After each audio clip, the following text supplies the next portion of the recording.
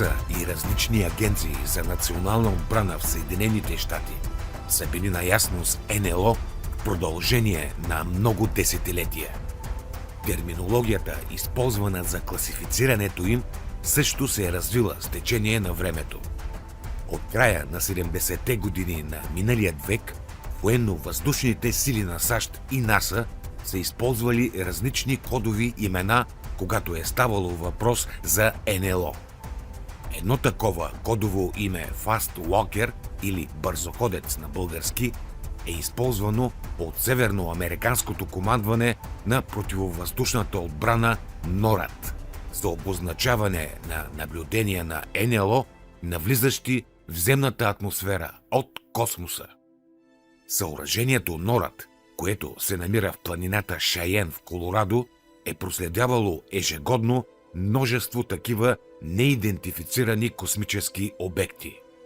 Още в първите епизоди на тази поредица, под заглавието "Подземните бази", говорихме с повече подробности за този невероятен подземен военен комплекс. В следващите години терминът Fast Walker започна да се появява все по-често във вътрешни военни доклади и анализи, като с него се обозначават обекти, които не отговарят на характеристиките нито на познати спътници, нито на метеорити или балистични ракети. Общото между тези обекти е изключително високата им скорост, резките промени в траекторията и способността им да навлизат в атмосферата под ъгли, които биха били фатални за конвенционални летателни апарати. Паралелно с това, в други структури на Пентагона и разузнавателната общност започват да се използват и допълнителни термини, като Slow Walker са обекти с по-бавно и стабилно движение в орбита, както и по-общото обозначение UFO на български НЛО или по-съвременното UAP, въведено с цел да се избегне стигмата, свързана с популярната култура и научната фантастика. Казано с по-прости думи, терминът НЛО е достатъчно замърсен от уфологията в САЩ, която е издигнала феномена на комерциално ниво и са вмъкнати фалшиви твърдения и истории за генериране на финансови средства. Също така, стигмата за НЛО, която беше налагана от ЦРУ през проекта Присмехулник в медиите и в други средства за дезинформация, премина всички възможни нормални граници за усмиване на очевидци на НЛО, както от населението, така и от военни и правителствени свидетели. В тази насока Пентагона зад кулисите в своите доклади е променял многократно абревиатурата на тези неидентифицирани обекти с цел прикриване и отдалечаване на населението и общественият фокус от истината за феномена. И тази пропаганда през годините имаше успех. Когато някой заговореше за НЛО, беше осмиван и смятан за луд. И това се повтаряше повече от оглупената част на обществото. С днешна дата същите тези глупаци все още не осъзнават, че са били направени на такива. Защото в САЩ от най-високо ниво отдавна се говори по темата за НЛО с най-голяма сериозност. I think the second part of your question was related to UAP, or unidentified aerial phenomenon, and that UAP task force. And as far as I'm concerned, or am knowledgeable about that, I do believe it does involve collaborative inputs and information exchange with all kinds of countries around the globe, because I think these are not just solely actions or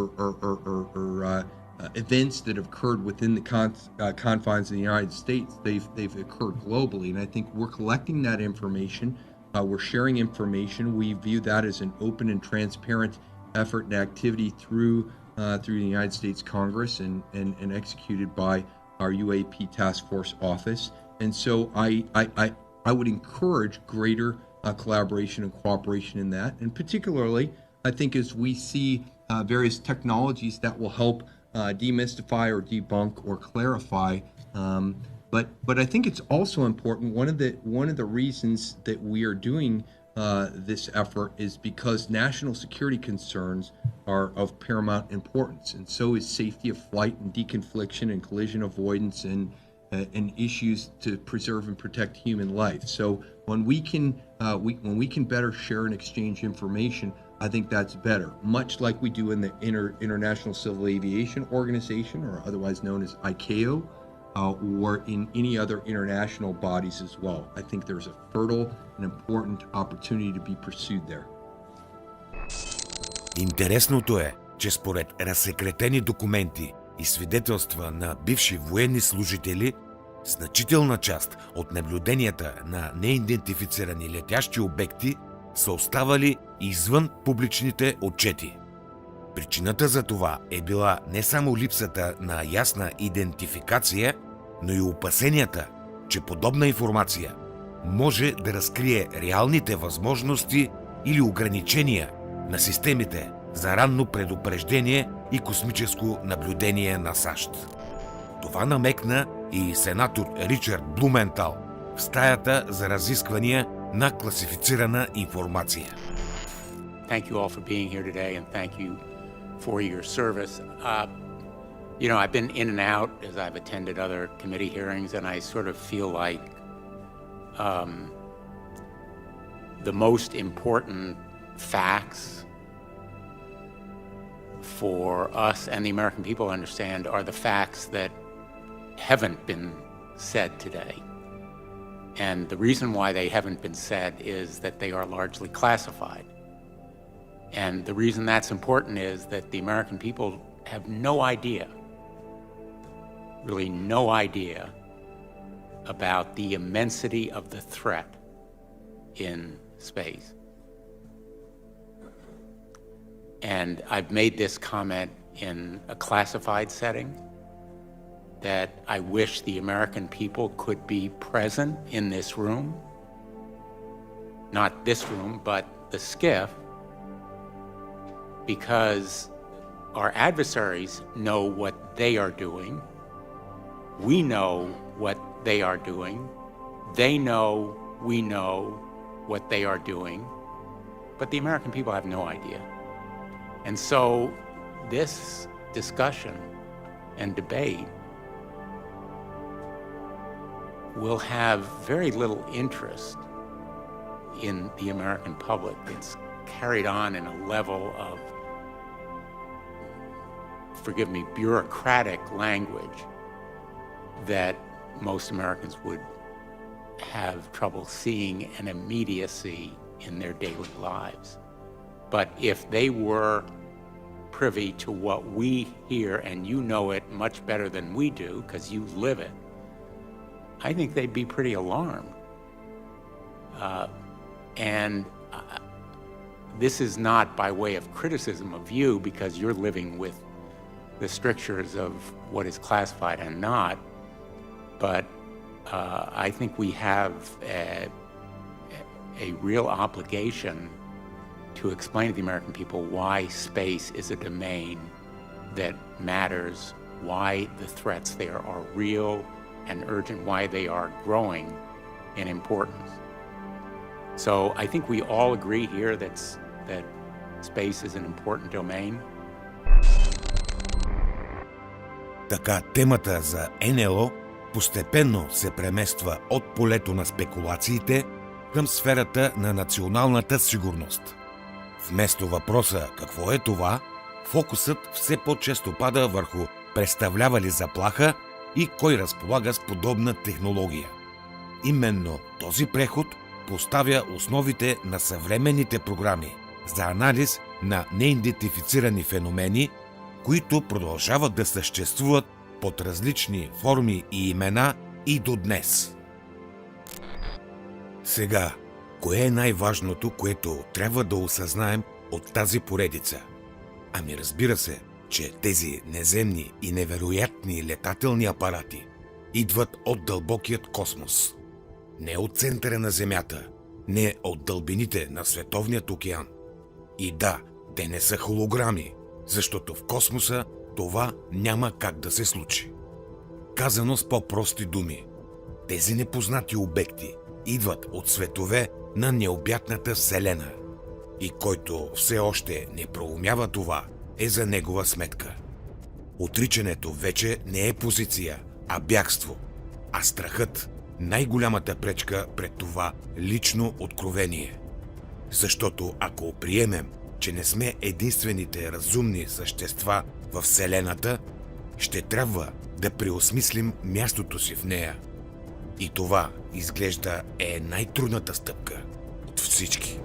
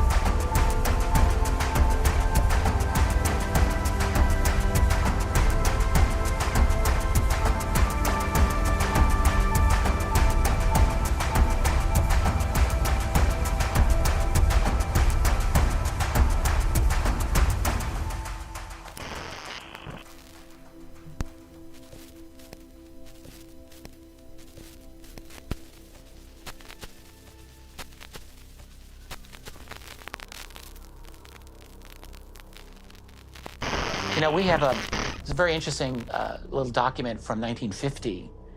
There was a Canadian government official named Wilbert Smith, and he was very interested in these flying saucers. Wilbert Smith was a real smart guy. He was an engineer, he was a scientist, and he had a kind of a mid-upper level position in the Canadian bureaucracy. And he was able to go down to Washington, D.C.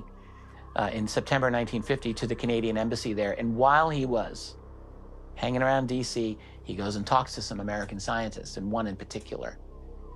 And this was a scientist who was very well plugged in. And this man's name was Robert Sarbacher, we learned many years later. He was Very, very powerful. Sarbarka says, yes, flying saucers do exist. I can confirm that for you. Their modus operandi is unknown, but the United States government considers this the most classified subject of all, 2 levels higher than the hydrogen bomb, which in 1950 was about as big as you could get. But flying saucers were higher than that. So Smith types up this memo for his supervisors in the Canadian government, and that's that. But actually, that wasn't that, because years after he died, his private papers were analyzed, and the exact name of that scientist was written there, and that scientist, Robert Sarbarka, was still alive. And researchers found him, and Sarbarka confirmed the whole thing. He said, yeah, that actually did happen. So anyway, my point simply is, you've got very clear knowledge among the highest circles in Washington back in 1950, for example, and in the military back in 1950, that yes, absolutely, UFOs were the most sensitive subject out there. Now, ask yourself, why would that be?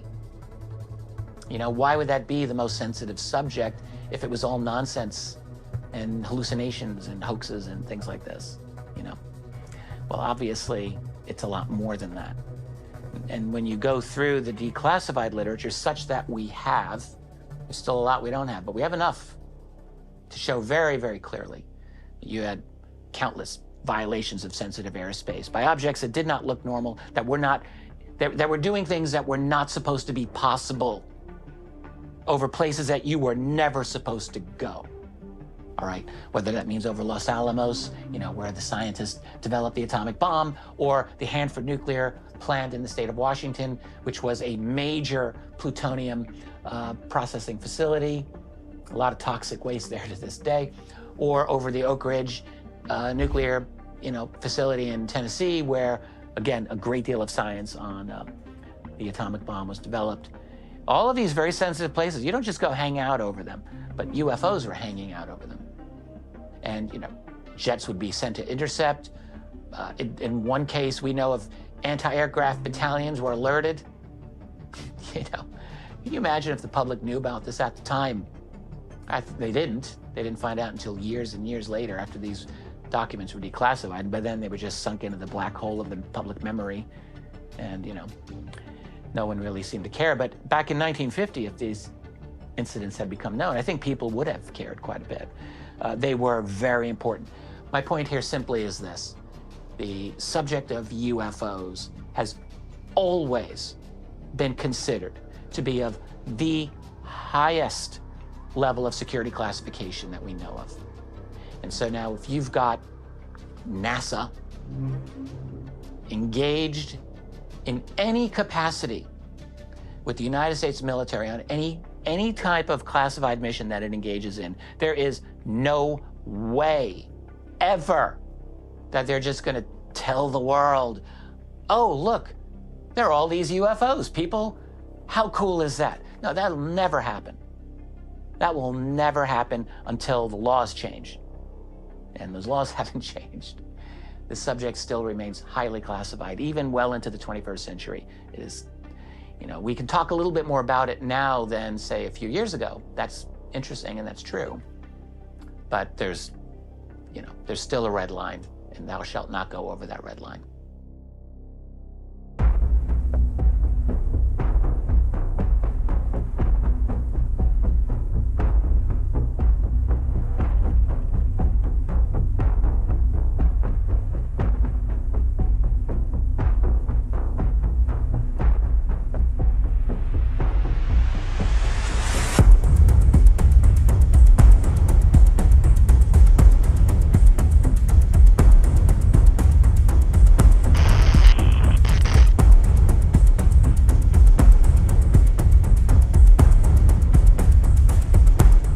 Сами разбрахте, в този епизод ще дам началото на поредица по една тема, която ме развълнува преди повече от 15 години.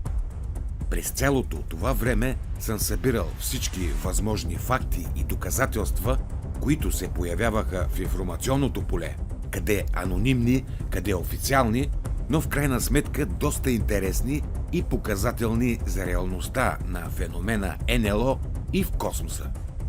Ето защо реших, вместо да ги държа на твърди дискове в библиотеката ми, да ги споделя с вас. Но, като начало, трябва да осъзнаете два факта.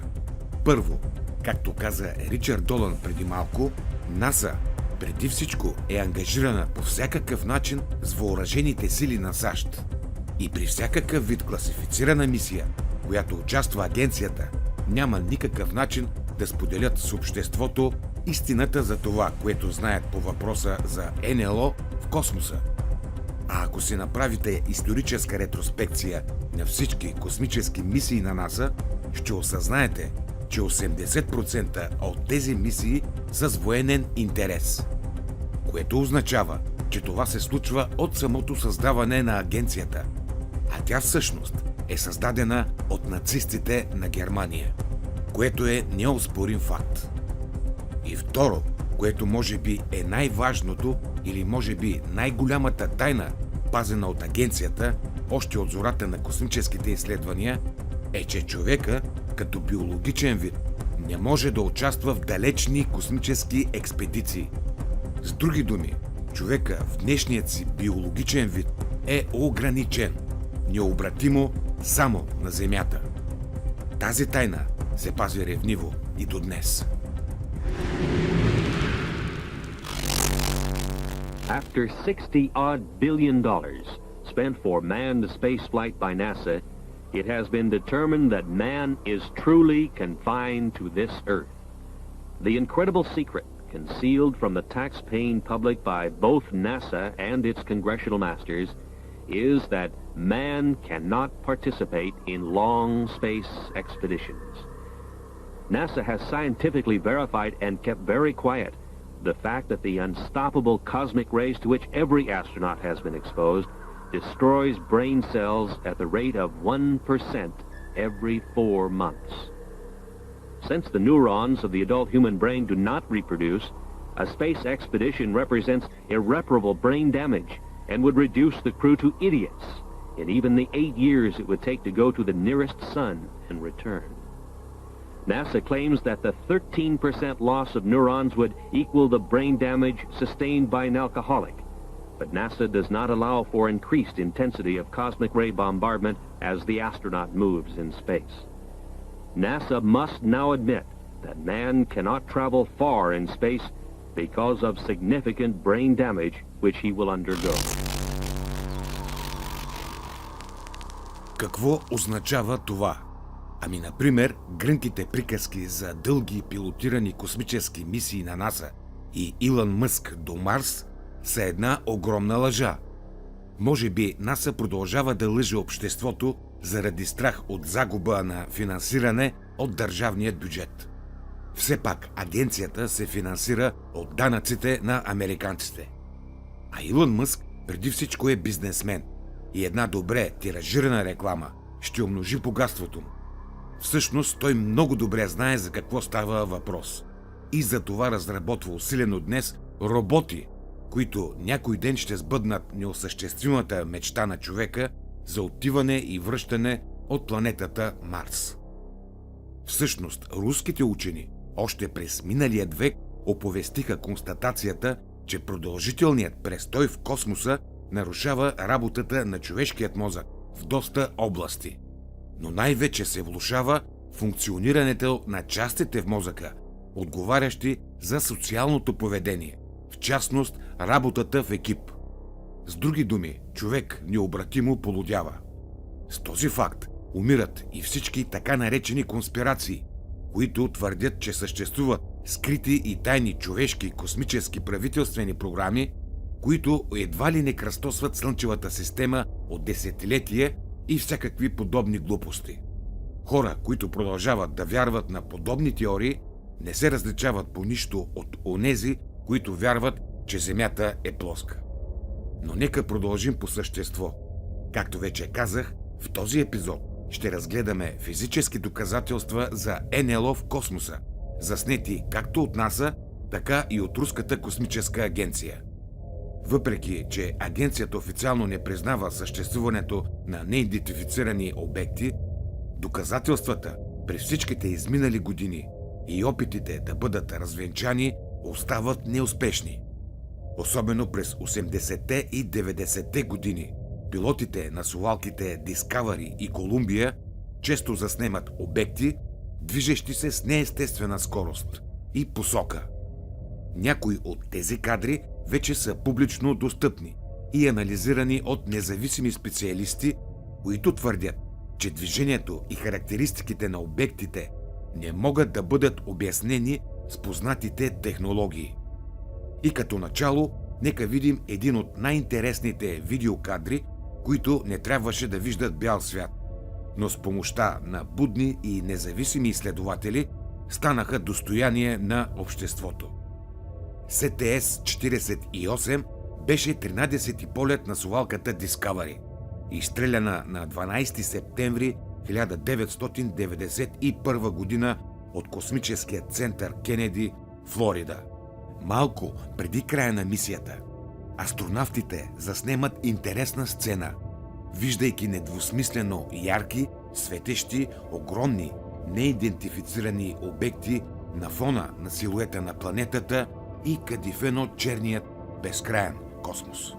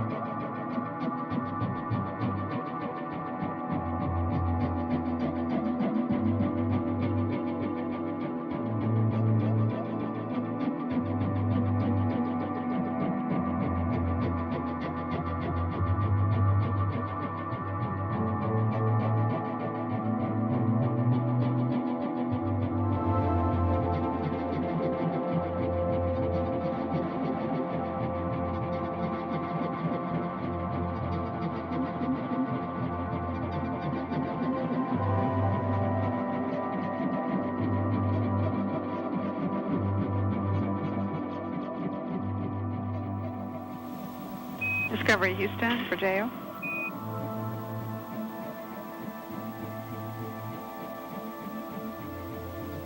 Yes, Aaron, go ahead. Morning, JO. We predict the maneuver to the supply water dump attitude will take about 15 minutes, and in order to start the dump on time, we'd like for you to do that maneuver now. We need it to prevent contamination. Okay, I understand you want us to start the supply water dump now, or at least initiate the maneuver now. We'd like for you to initiate the maneuver, and then when you get there, initiate the water dump. Understand.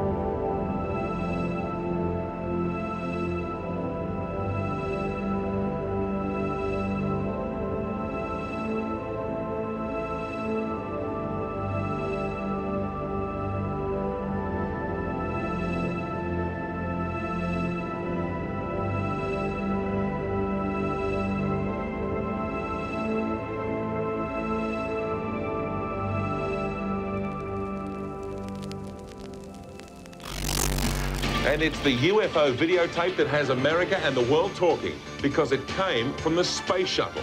Startling evidence next. Around. Some say it shows a spaceship orbiting the Earth. And if you think that's crazy, I should tell you, the video comes from NASA. It's the hottest tape on the American UFO circuit.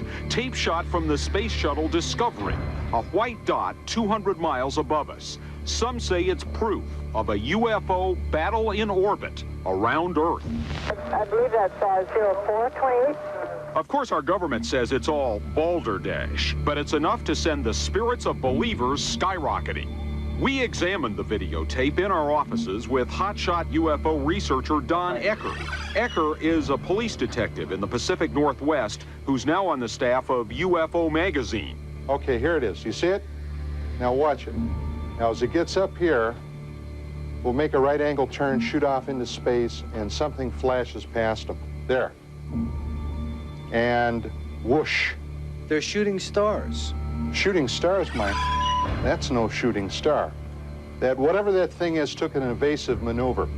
There have been videotapes before, of course, but this simple footage is said to be much more convincing. Now, watch closely. There, beneath the shuttle, is planet Earth. Thunderstorms light up the night sky. But then something very curious happens. Watch this white dot. At first, it appears to be just a piece of space junk lost in orbit. Then it makes a right turn, accelerates, and appears to fly away. Run it back a little more. Okay, that's good. All right, now this thing is traveling this way. It suddenly makes a right angle turn and shoots into space. Right here. Now watch it. Now we're blowing this up to see right, it better. watch it. There it goes, and here comes the shot. They say this shot is the most remarkable thing of all on the tape. It could appear that the object turned sharply to avoid this white streak, which flies by exactly where the object had been a moment before. Something appears to be shooting at it. because it anticipates something where it flashes into space. There we go.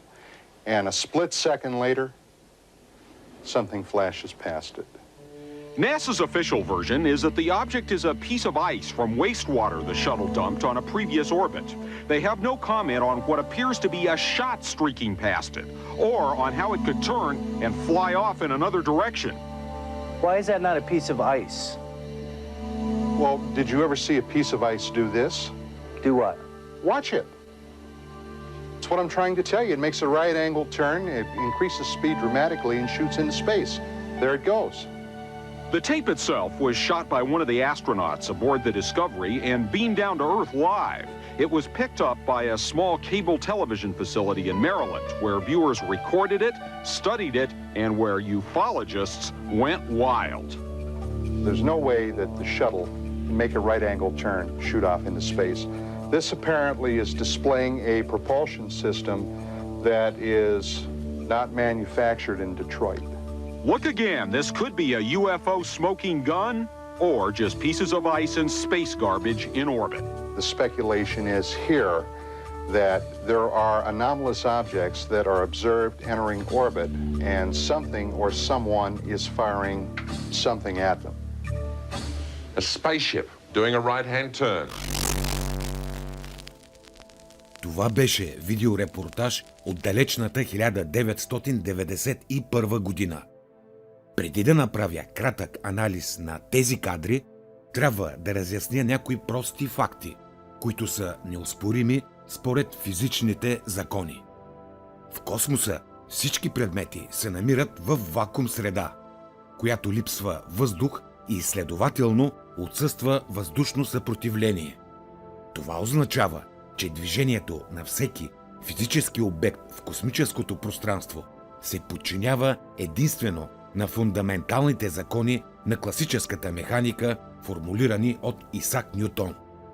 Според третият закон на Нютон, на всяко действие съответства равно по големина и противоположно по посока противодействие, всяко тяло, което упражнява сила върху друго, получава насрещна сила от същата величина, но в обратна посока. В резултат на това, промяна в движението на обектите в космоса настъпва само при наличие на външна сила, например при работа на реактивни двигатели, при гравитационно взаимодействие или при сблъсък с други тела. Тъй като във вакуума няма триене или съпротивление, веднъж придобита скорост се запазва, докато не въздейства външна сила. Казано с по-прости думи, ако имате парче космически буклук, то ще се движи по непроменена траектория, определена от първоначалното му ускорение. Промяната на неговата скорост или посока може да настъпи единствено под въздействието на външна сила или при наличие на собствена задвижваща система. Тъй като космическият буклук, ледени частици или каквото още се сетите нямат такава, единственият начин да се измени движението е при сблъсък с друг физически обект или при взаимодействие на гравитацията на по-голямо тяло. На този видеозапис виждаме няколко обекта, които променят траекторията си почти на 90 градуса, без видимо външно въздействие, което недвусмислено предполага, че това са неидентифицирани физически апарати с собствена задвижваща система.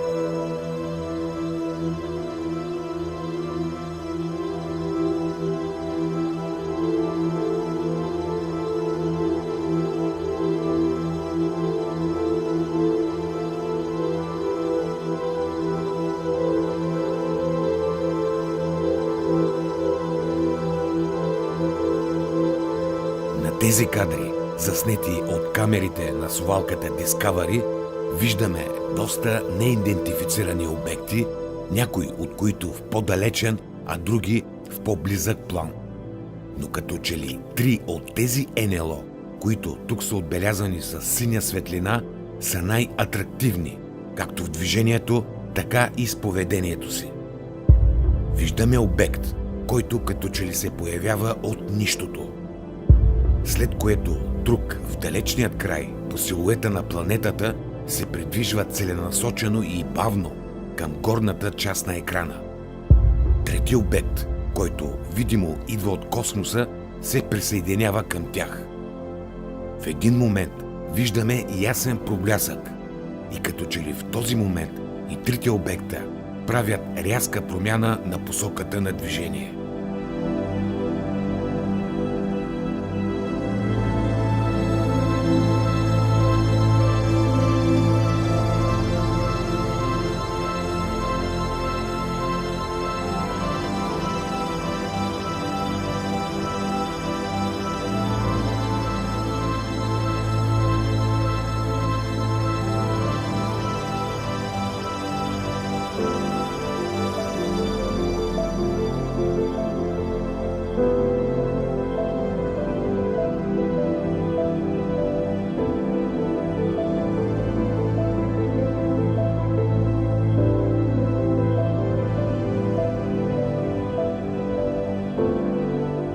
Записа продължава, докато астронавтите преместват малко след това фокуса на камерата към друга част от видимата страна на Земята. Там също забелязват бързо преминаващи неидентифицирани летящи обекти. Този видеозапис все още не е обяснен от НАСА. Първоначалният им отговор беше, че това са ледени кристали, но тази теория бързо беше опровергана.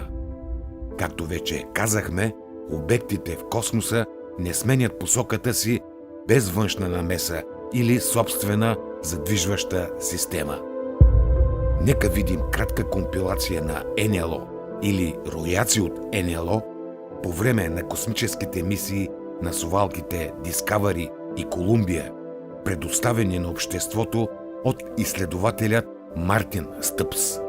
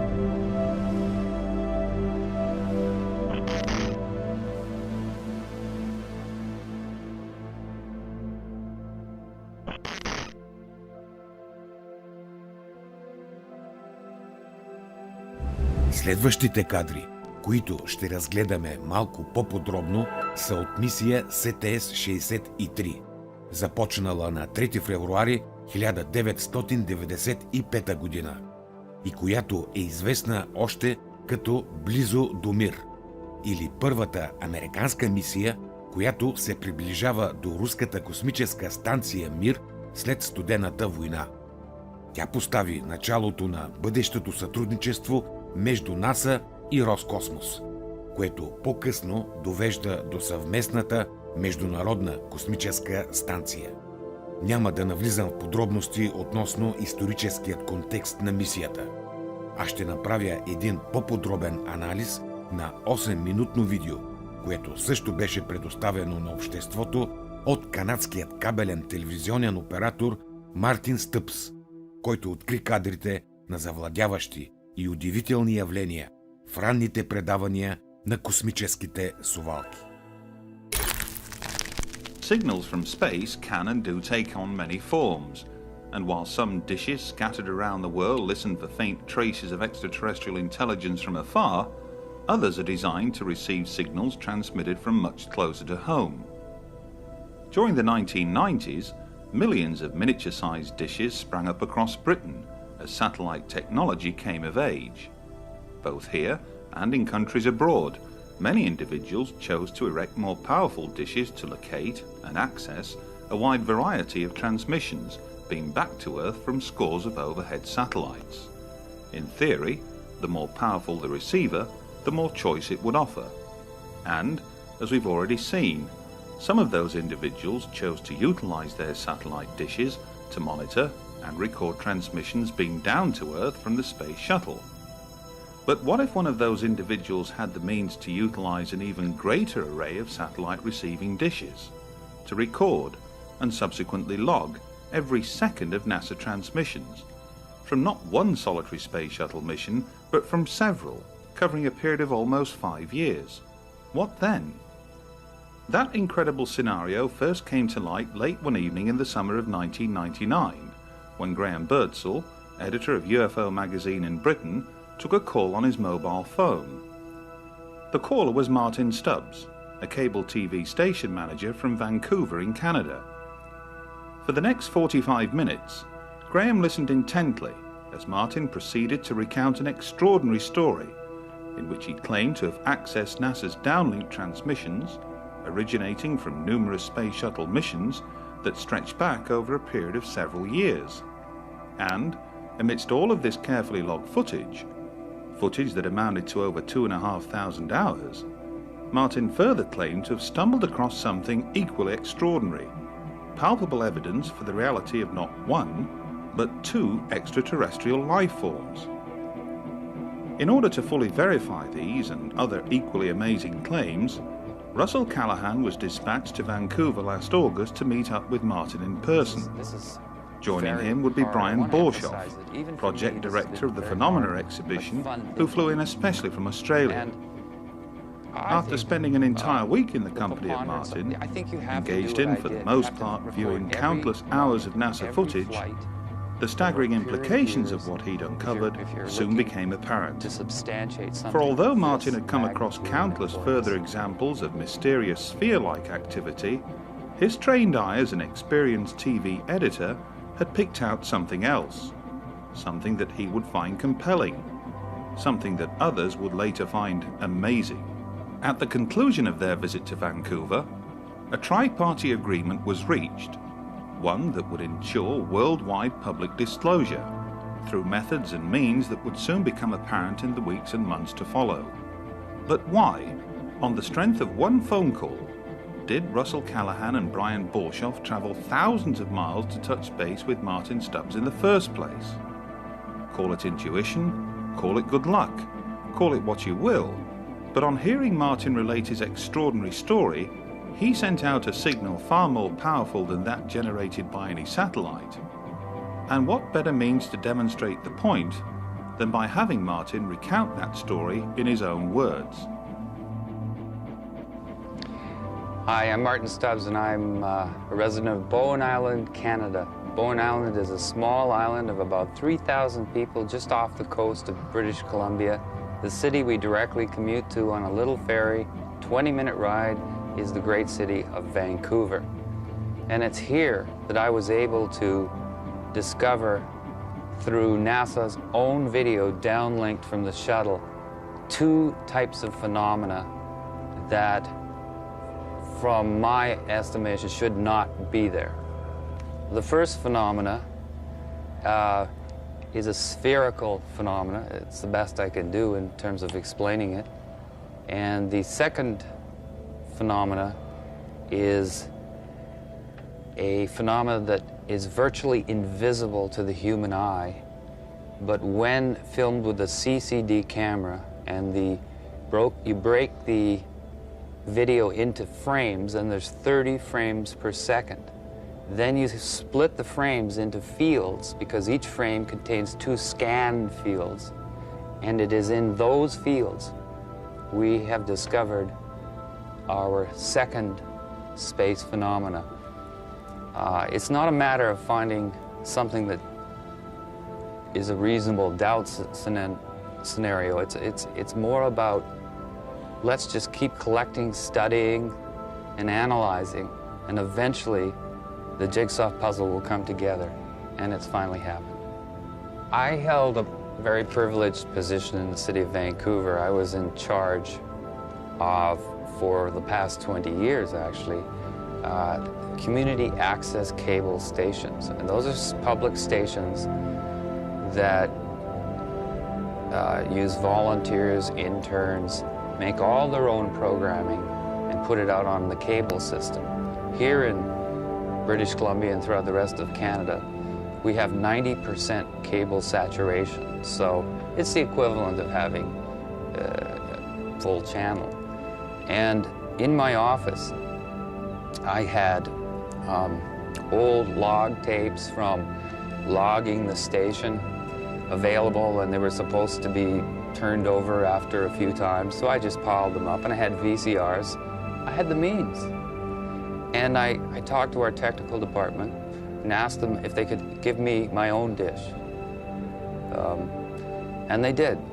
And I set my machines and went about my normal daily life of managing 2 of these facilities. And I just would go home at night after each shuttle mission, or each day of the shuttle mission, and break the tape down. And I just found myself in the unique position of having the means to do it. I was in a position to do it, and I had all the motivation. The second the shuttle countdown began, I recorded, and I stopped recording when it was at a full stop. Right. Видеозаписа от мисията СТС-63 е много интересен и в същото време завладяващ. В тези конкретни кадри ще видите момент, когато от контролния център на Хюстън се опитват да направят визуален контакт с станция Мир. Но това за тях става невъзможно, поради големият брой неидентифицирани обекти, които се появяват неочаквано на екрана.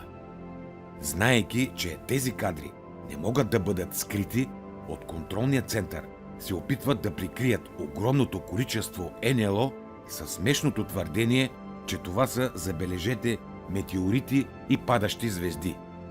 За некомпетентния зрител тази лъжа би минала, както се е случвало много пъти досега. Всъщност, в космоса няма падащи звезди или метеорити. И това е научен факт. Съмнявам се, че от Хюстън не знаят това. По-скоро умишлено заблуждават зрителите, защото е по-лесно да излъжеш един глупак, отколкото да спориш с него. В космоса няма падащи звезди, в буквалният смисъл. Това, което наричаме падаща звезда, всъщност е метеор. Малка частица прах или камък, която влиза в земната атмосфера с огромна скорост и изгаря от триенето с въздуха. С други думи, светлината, която виждаме, е резултат от това изгаряне, но едва когато навлезе в земната атмосфера. Всъщност, в космоса тези космически обекти не се наричат метеорити а метеороиди. Метеор е светкавицата, която виждаме, когато метеороид навлезе в земната атмосфера и изгаря. И вследствие това, което остава от метеороида, ако оцелее преминаването през атмосферата и падне на Земята, се нарича метеорит. На записа, който ще видите, наистина се забелязва опашка зад преминаващите обекти. Но това е от остатъчната светлина на бързо преминаващ светещ обект пред камерата. Тук при зумирането може добре да се види този очевиден ефект. Направих тази констатация, за да знаете какво гледате, а не НАСА да ни заблуждава, че това са падащи звезди, което е доста смешно, особено след като цели 8 минути от контролния център Хюстън не могат да открият станция Мир на екрана. За по-добра видимост преминах видеозаписа през сложен софтуер, за да подобря качеството и с синя светлина съм маркирал по-интересните обекти, които се забелязват в кадрите. А те са много и всеки един от вас може да забележи още много от тях, които не са маркирани.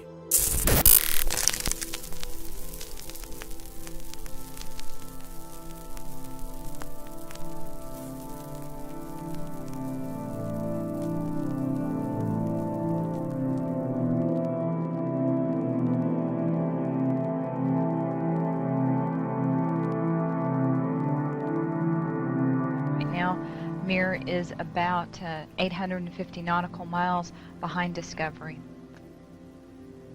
Mir should be above the moon as you look at it.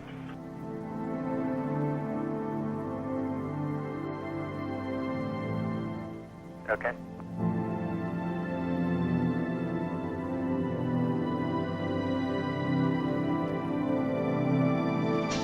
Our next event on NASA television will be our video highlights for flight day number 8. These video highlights, which will last about 43 minutes, will begin at 1 p.m. Central Time. In the meantime, after we wait a little bit to see if we can spot the mirror once it moves into the sun, we will be stowing the KU band antenna and thus concluding the television downlink that we expect to get from the vehicle during this mission. We're at a mission lapse time of 7 days, 13 hours and 17 minutes. This is Mission Control Houston.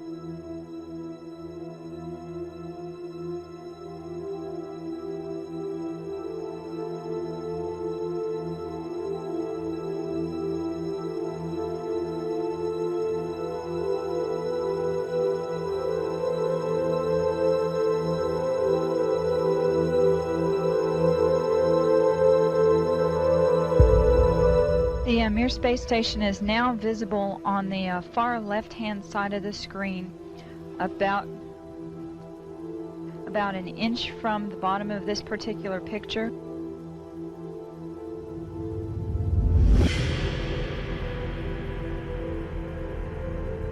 And there were also a number of shooting stars in that view. The camera has now moved to a point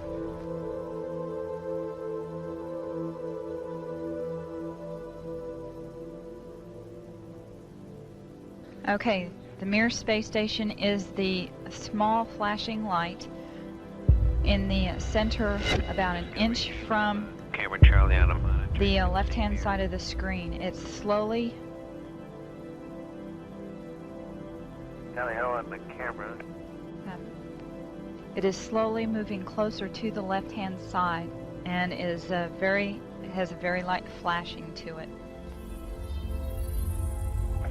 We think on the middle of the screen, way to the left-hand side.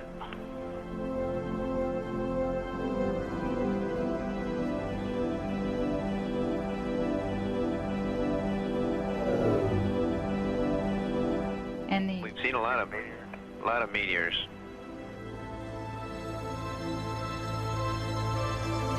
The streaks that are shooting across the screen are meteorites. In other words, shooting stars.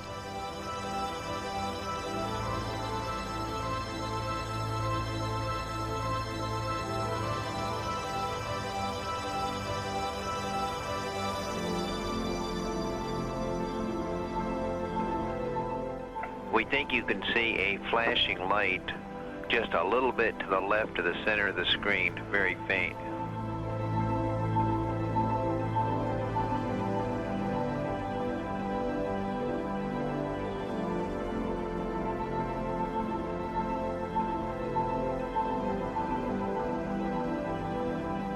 Yeah, we do see something flashing visually, but we're not sure that might be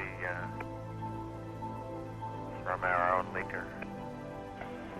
Mere sunrise in about a minute.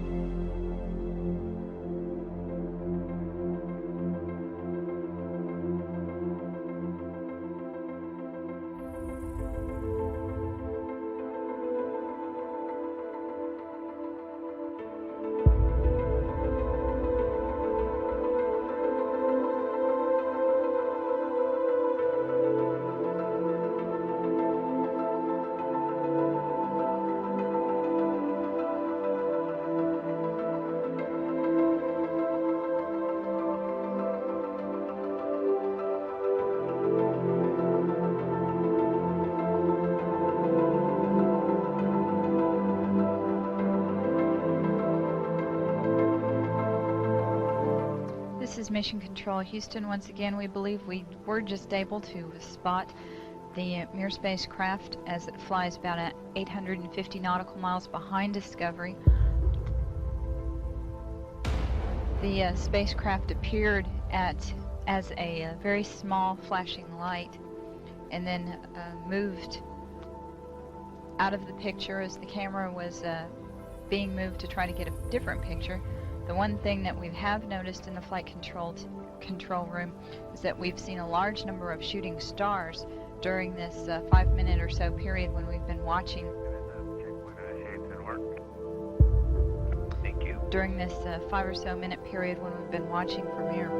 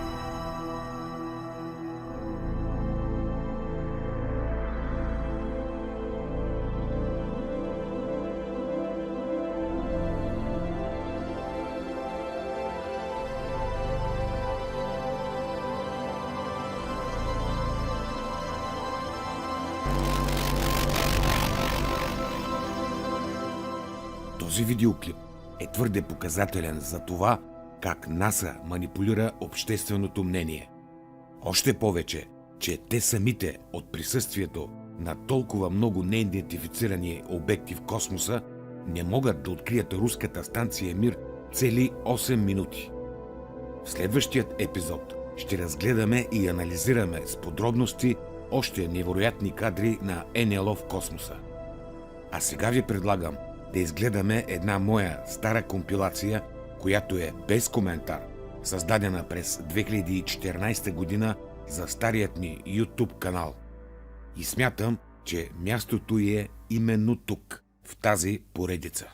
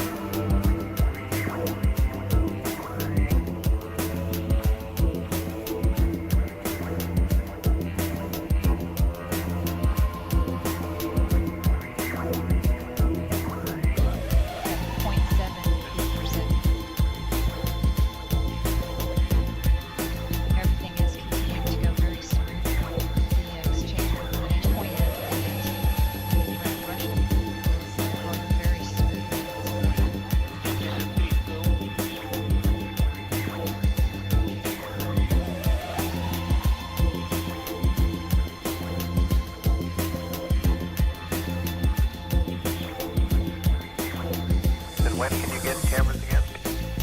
Just about now. Good. It's unbelievable.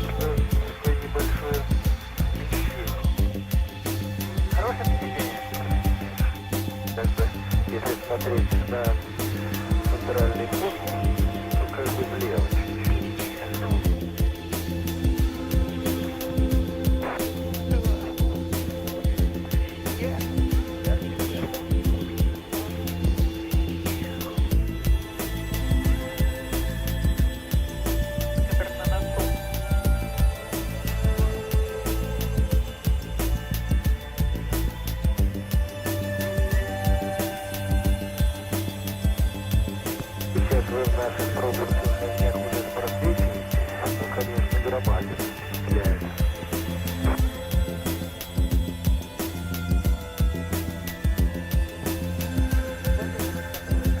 Discovery, we have KU band downlink.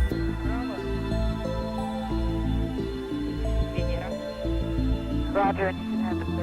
We are now receiving pictures from both Discovery and from Mir as the two spacecraft slowly move together. Right now, Discovery is about 115 feet away from the Mir space station. The blinking lights are the running lights on the Mir space station.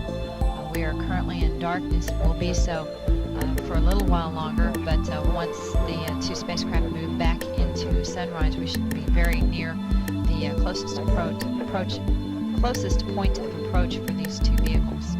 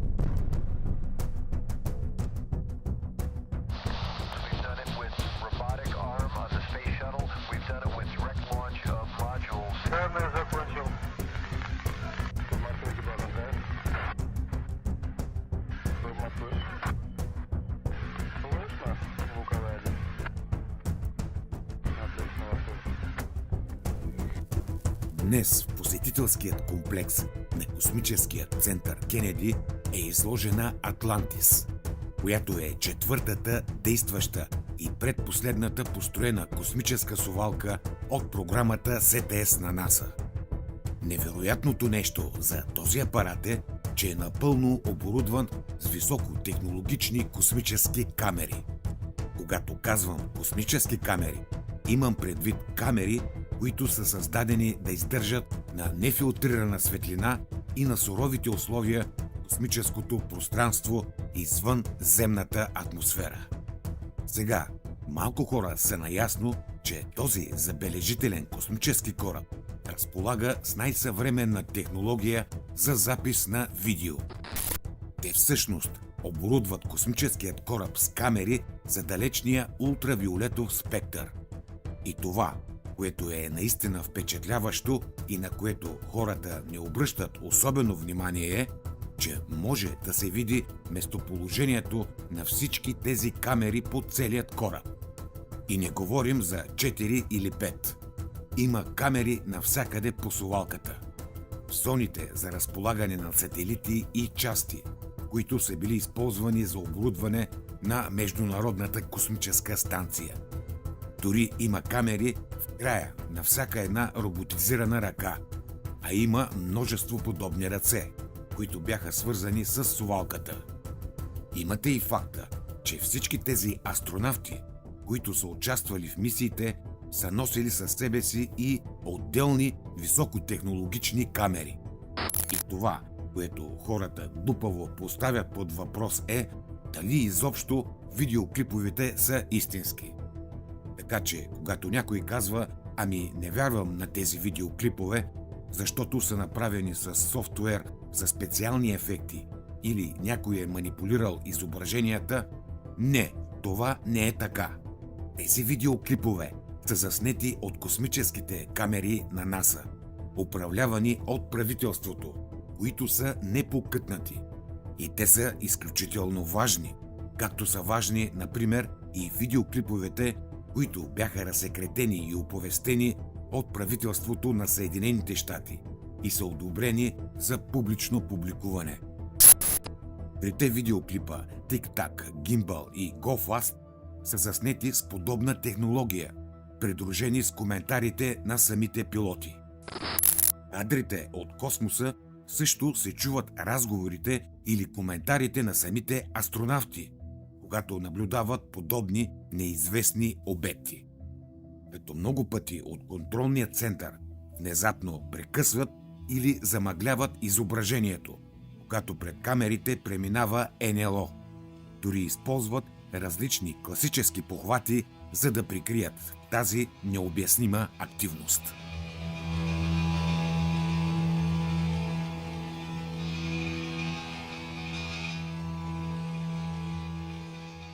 Друг много интересен въпрос е защо кадрите, които НАСА е излъчила обратно на Земята от своите високотехнологични космически камери, са толкова лоши и пълни с шумови изкривявания. Доста често са засичани в ефир ясни видеоизлъчвания, но внезапно се появява шумово изкривяване и цветни ленти, което несъмнено се прави от НАСА, за да замъглят умишлено картината. Когато гледате видеоклиповете от мисиите СТС, човек може да се натъкне на аномалии, които несъмнено могат да бъдат обозначени като наблюдения на НЛО. В такива моменти ясно се забелязва, че НАСА използва различни методи, за да прикрива подобни инциденти в видеозаписите. Тези протоколи включват обускация на кадрите с дигитален шум или промяна на посоката на камерата, превключване към друга камера или напълно изключване на видеопредаването, когато бъде открит неидентифициран обект. Всички тези действия всъщност се извършват от Центъра за контрол на мисията, чрез служителите по комуникация разположени на Земята. От тук следва и краткият отговор на този въпрос. Това се прави умишлено от НАСА. И друга причина информацията и кадрите да не достигнат до обществото е договора за мълчание, който астронавтите са задължени да разпишат с агенцията преди да излязат в космическото пространство. Например, не почти, а всички астронавти от мисиите Аполо са виждали НЛО, но НАСА използва всички налични тактики, вербални и невербални, за да ги принуди да мълчат.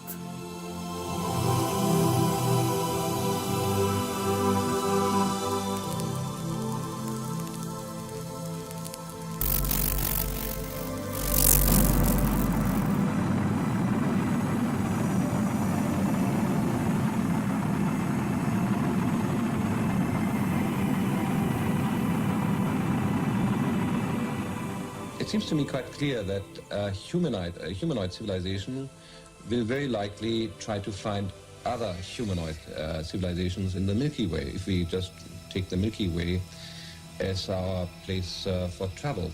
I'm not talking about extragalactic civilization now. The possibility of finding humanoid civilizations would always be of interest. Just like our astronauts, if we send them away and they search for life, will very likely try to find life which is a kind which is similar. If an astronaut has a chance to visit a planet where there's plant life or insect life, or another planet where there's humanoid life, he very likely will travel to the planet where there is humanoid life. And so it should not surprise us that the extraterrestrial visitors are always described as being humanoid. The following sequence of photographs and film was taken by the astronauts. While in space, they had many encounters with UFOs that are now being revealed for the first time after decades of secrecy. On the Gemini 4 spaceflight on June 3, 1966, astronaut James McDivitt took a photograph of this cylindrical object. On the mission of Gemini 7, astronaut Frank Borman reported seeing these two objects flying in formation. On the Mercury 1 mission on February 20, 1962, John Glenn took this picture of two glowing objects. On the Gemini 11 mission, September 13, 1966, Pete Conrad and Richard Gordon observed a cluster of UFOs alongside their craft. They described them as large and very bright. During the Apollo 11 mission in July 1969, Neil Armstrong and Buzz Aldrin saw these two UFOs, which were in orbit around the moon. The astronauts filmed the extraordinary glowing objects from the Apollo 11 spacecraft and reported to Johnson Space Center in Houston, Texas, that the UFOs even accompanied them to the moon. Many astronauts made their own private films while on space missions. This film, shot by James McDivitt in a long sequence, shows the remarkable aerobatic ability of UFOs. The astronauts faced UFOs so regularly that they became part of their everyday life. Because of restrictions, however, they were unable to describe their encounters to the public. One of the first to break the silence is former astronaut Brian O'Leary, a professor of physics and an astronomer from Princeton University, who comes forward for the first time to speak of the reality of visitation from out of this world. What I do know from my own experience and from scientific investigations and experiments is that UFO phenomena and a range of other events are part of our reality, as incredible as they may seem. Jetzt war es dann endlich soweit. Der erste Mann war auf dem Mond gelandet. That's one small step for man, one giant leap for mankind. During their moonwalks, a giant glowing UFO hovered above their heads.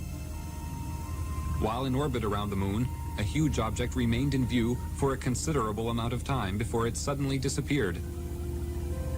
This UFO was seen above the landing site. This cigar-shaped UFO was photographed from the orbiting space module. Down to the pad. That may have been a small deal, but that's a long. On this very first trip into the unknown, the astronauts repeatedly reported to Mission Control that they were being escorted by unidentified flying objects. After landing on the moon, the astronauts stated that the UFOs were still present in the distance, hovering near a large crater. They were well aware that they had been observed throughout their entire mission. It's also like sundown again.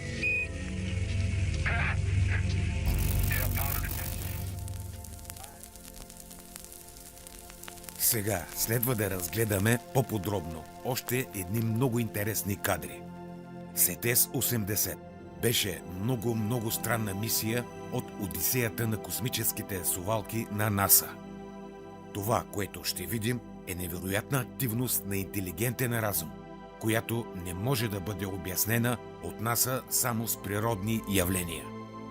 Експерти от Космическата агенция биха били много радостни да повярвате на обясненията им, че това са ледени кристали, космически буклук или отломки. Но те ще разчитат на вашата неосведоменост за процесите, които протичат в космическото пространство. Ако имаше такова голямо количество отломки, летящи в непосредствена близост до космическата совалка или самата космическа станция, не би било безопасно да се изпращат космически апарати в космоса. Защото камъче с диаметър само няколко милиметра, пътуващо в обратна посока на совалката, би разкъсало цялата й конструкция и би причинило фатална катастрофа. Този процес се нарича ефекта на Кеслер. Ефектът на Кеслер е събитие, включващо близки и интензивни взаимодействия между парчета космически отпадъци. Един съвсем малък фрагмент може да доведе до редица последствия, по време на които всички космически кораби в орбита ще бъдат изложени на риск. Ето защо трябва категорично да отхвърлите обясненията на НАСА, че това, което виждате на записите, е космически буклук. Хората винаги питат, ако има НЛО, защо не се заявят публично? На видеокадрите, които ще видим от мисията СТС-80, се случва точно това. Ще видите обекти, които видимо в началото са прозрачни по някакъв начин, но след това се материализират и образуват невероятна геометрична форма. И всичко това се случва целенасочено пред зрителното поле на камерата от товарният отсек на космическата совалка. Едно представление на възможностите на свръхинтелект, до който все още не сме се докоснали. В началото ще видите група от непознати космически обекти, които постепенно във формация ще заемат определени места в пространството. В един момент, близо до камерата, ще премине полупрозрачен обект, който веднага, щом намери точната си позиция в центъра на формацията, светва с интензивна светлина. След това следва невероятен танц на по-слаби светлини, които образуват почти идеален кръг около него. Всичко това демонстрира невероятна интелигентност. Преминал съм кадрите през софтуер за видеоподобрение на записа. И в друга версия съм маркирал с синя светлина всеки обект, за да бъде с по-ясна видимост целият процес на визуализация.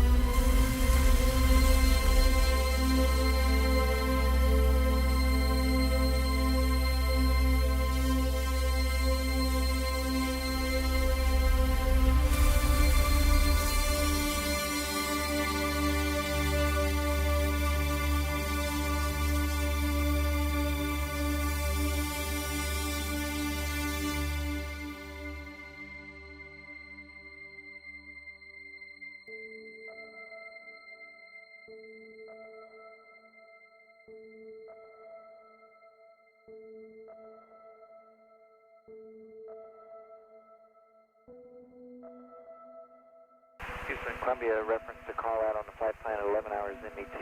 Is there a target state vector on board? Affirmative. We have a new target vector on board. Okay, we'll get into those steps.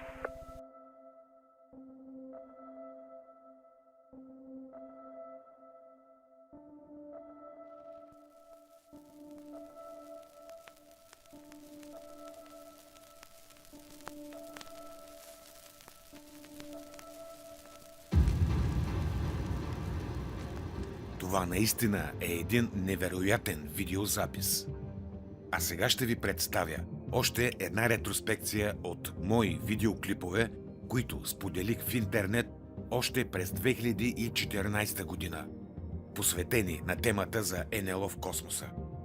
Тези видеокомпилации тогава бяха цензурирани от почти всички платформи за видеосподеляне. По онова време думата Нло беше стигма, знак за нещо, което трябва да бъде премълчано или омаловажено. За разлика от днес, когато предразсъдъците постепенно изчезват и в глобален мащаб се забелязва по-голяма откритост от правителствата и институциите. Въпреки това, съпротивата срещу истината за присъствието на нечовешки интелект на и около планетата все още е силна. Слоеве от традиционни вярвания, политически интереси и страхове продължават да забавят приемането на новата реалност. Но колкото повече архиви излизат наяве, колкото повече свидетелства се появяват, толкова по-неудържима става необходимостта от честен и открит разговор. Именно за това тези ранни видеа, въпреки че някога бяха скривани, днес имат още по-голяма стойност, защото показват как следите на истината винаги намират начин да оцелеят, независимо от промените в света и технологиите.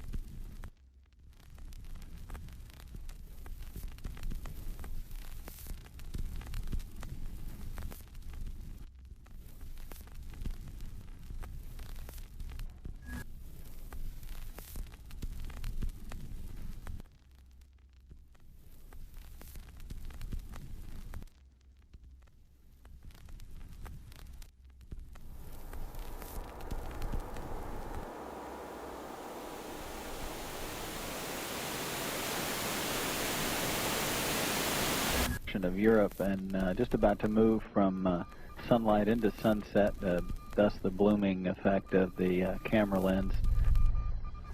Looks like you got an object right in front of you, Mark. Can you look out there? I'm not sure what you're talking about. Never mind.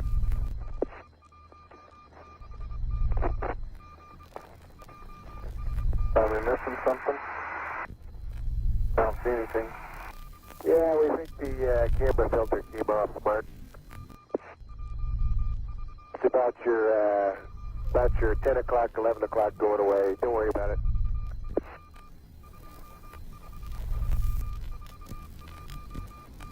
Don't worry about it. Okay? Discovery, we're sending you an order to stay vector.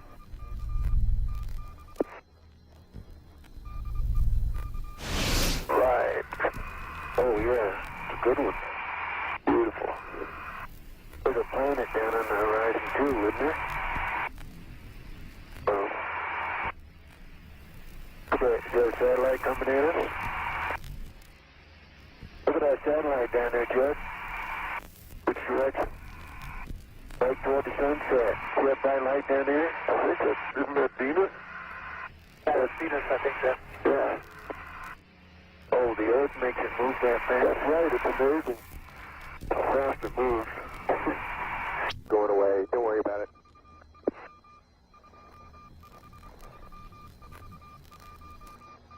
Don't worry about it. might just be the monitor that I'm looking at shaking. On your video, when the jets are firing, do you see the camera moving at all, oscillating?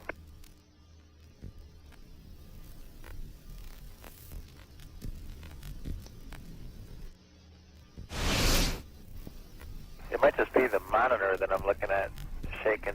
On your video, when the jets are firing, do you see the camera moving at all, oscillating?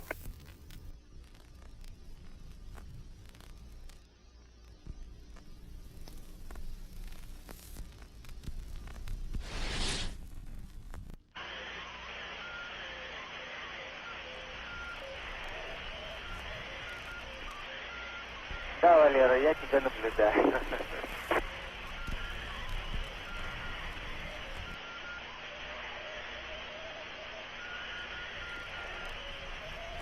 Лен, ну корабль хорошо подсвечивается, все нормально. This is Mission Control Houston. This picture of the Russian space station Mir is being provided to us by the low light level cameras on board Discovery. Physician Valery Polyakov, one of the Mir crew members, is occasionally shining a flashlight at the crew members to help with the... She's listening. Repress the right ohms for the B-regs, please. Roger.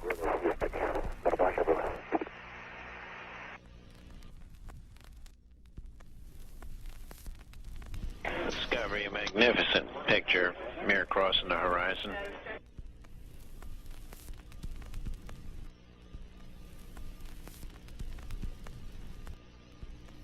Well, we should have it on IMAX also, and we certainly have it in all of our eyes. Yes, sir. Venera. Roger, and you should have the space app. We are now receiving pictures from both Discovery and from Mir. Сейчас вы в наших проблеских огнях уже просвечиваете, ну, конечно, громадно впечатляет.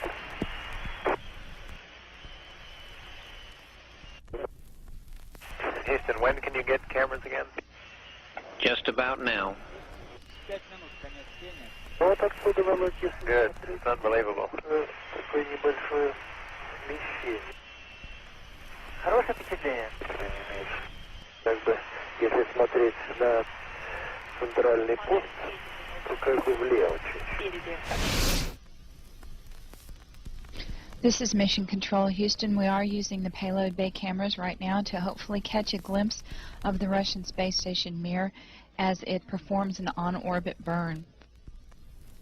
Though it will be difficult to pick Mir out from the stars as they pass behind us, the payload bay cameras are positioned such that they're looking straight back behind the orbiter, where the Mir is flying at about 850 nautical miles behind us.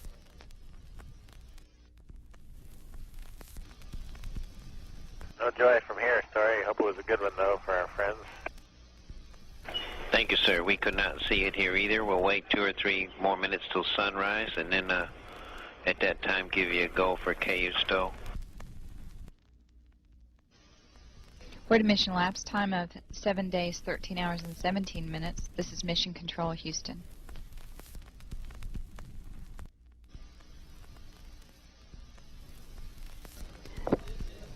The Mir space station is now visible on the far left-hand side of the screen, about an inch from the bottom of this particular picture.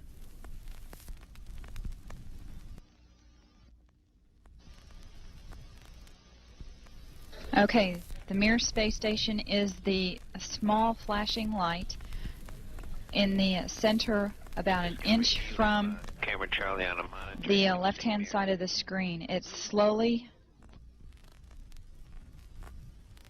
Tally ho on the camera. It is slowly moving closer to the left-hand side and is has a very light flashing to it. We think on the middle of the screen, way to the left-hand side.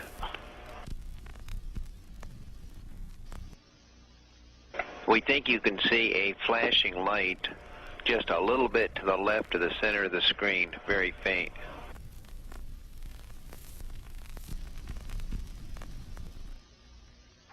do see something flashing visually, but we're not sure that might be...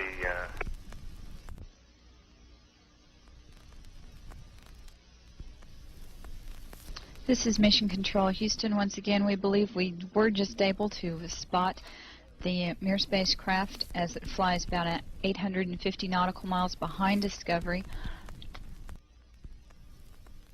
The spacecraft appeared as a very small flashing light and then moved out of the picture as the camera was being moved to try to get a different picture.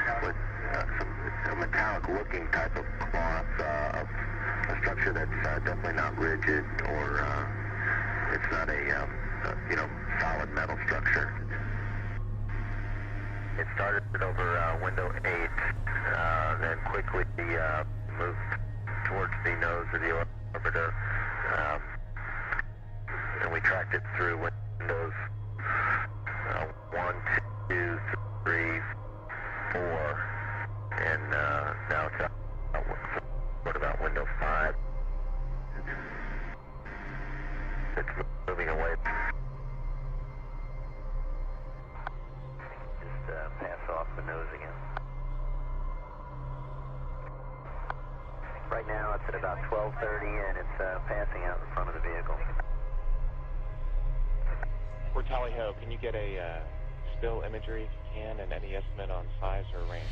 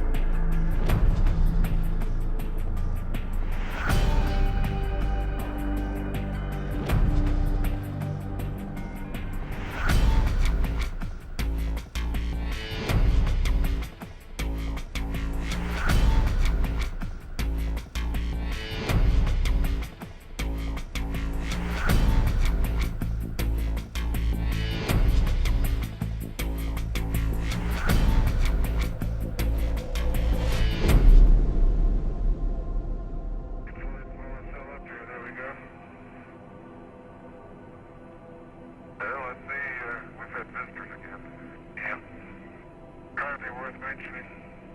Agree.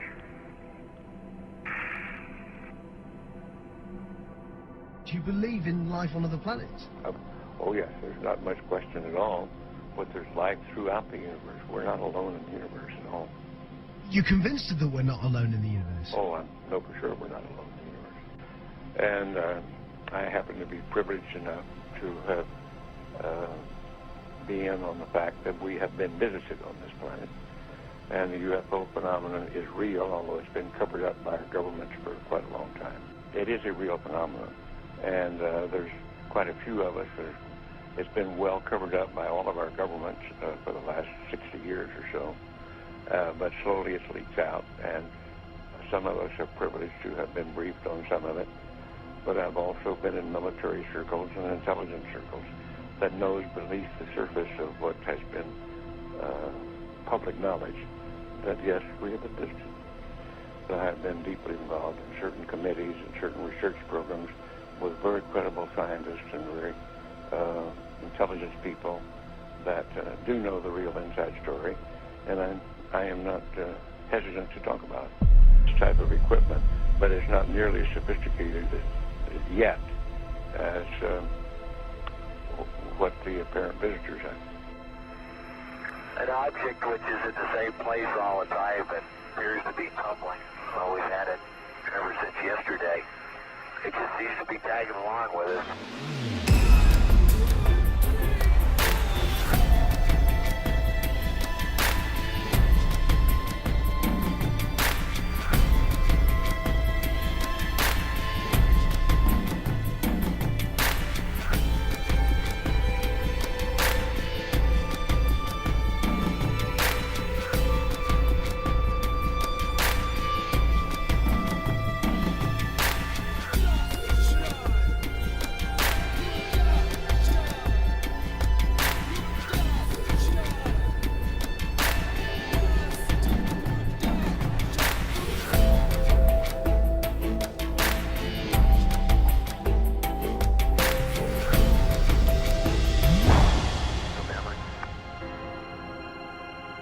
We do see that. Okay. That's looking out in front of the orbiter. Okay, we're seeing 3 or 4 objects. Can you confirm that it's just the one that's actually moving? The other ones are just reflections? No, there are 3 objects. The one you see 2 rings right there. They're the ones we kind of had the late tally-ho on. The one down the bottom, that was the one we initially saw. There we have an unidentified flying object.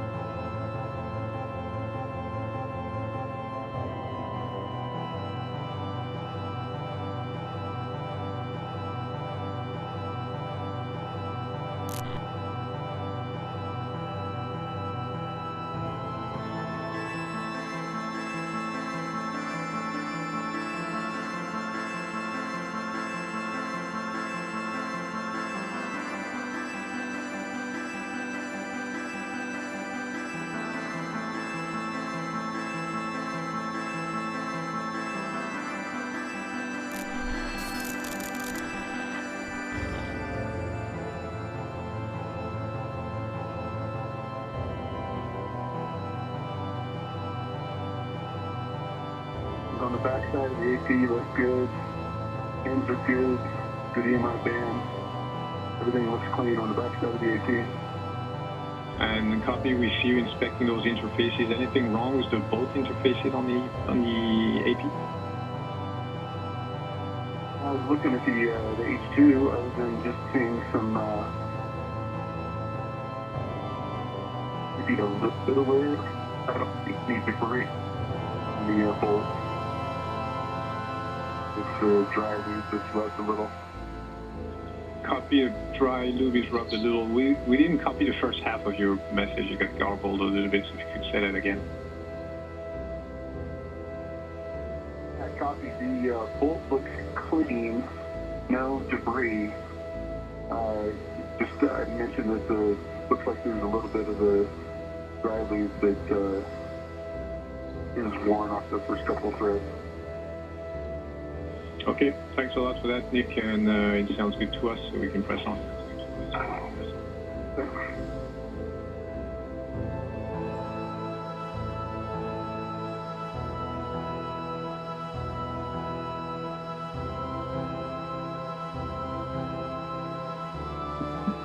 Everything looking good with that inspection that Tay was doing on the adapter plate, so he's got to go ahead to begin installing it. He, again, just like with the others, will be driving 2 bolts to secure it in place, and then there will be a series of 3 clamps to release before they can connect the cable.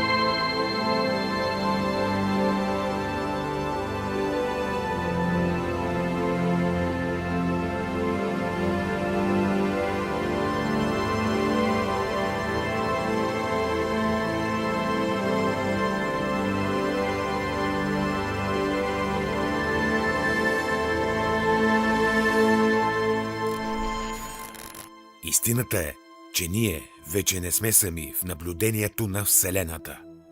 Някога сме гледали към звездите с митове и страх. Днес го правим с камери, радари, телескопи и изкуствен интелект. И точно това променя всичко. Тези явления не търсят сензация, нито поклонение.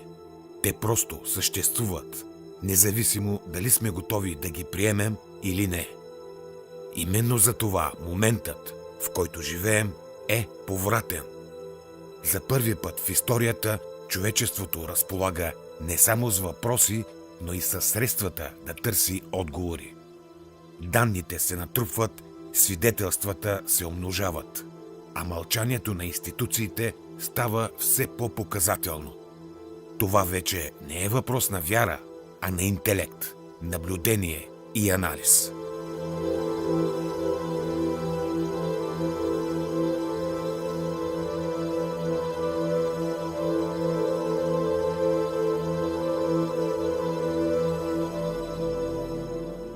Онези, които очакват зрелищно кацане и официално изявление, вероятно ще останат разочаровани. Контактът, ако изобщо е предвиден, няма да бъде такъв, какъвто го познаваме от филмите. Той е постепенен, фин и лишен от драматизъм, под формата на присъствие, което ни потиква да мислим, да се съмняваме и да разширяваме границите на възприятието си. Истинското предизвикателство не е дали те съществуват, а дали ние сме готови да приемем последиците от това. Защото в момента, в който осъзнаем, че не сме центърът на всичко, ще трябва да поемем и отговорността да бъдем по-зрели като цивилизация. А това изисква не страх, а съзнание.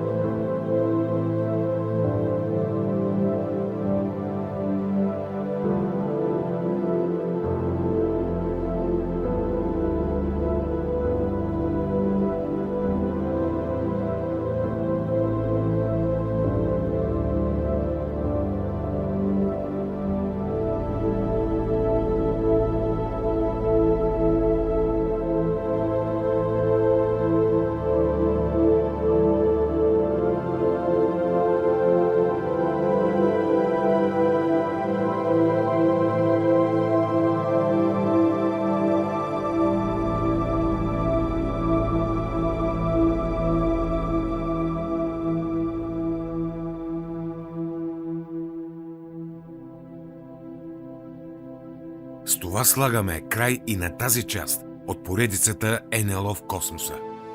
Но преди да продължим напред, дължа на абонатите на канала едно кратко разяснение.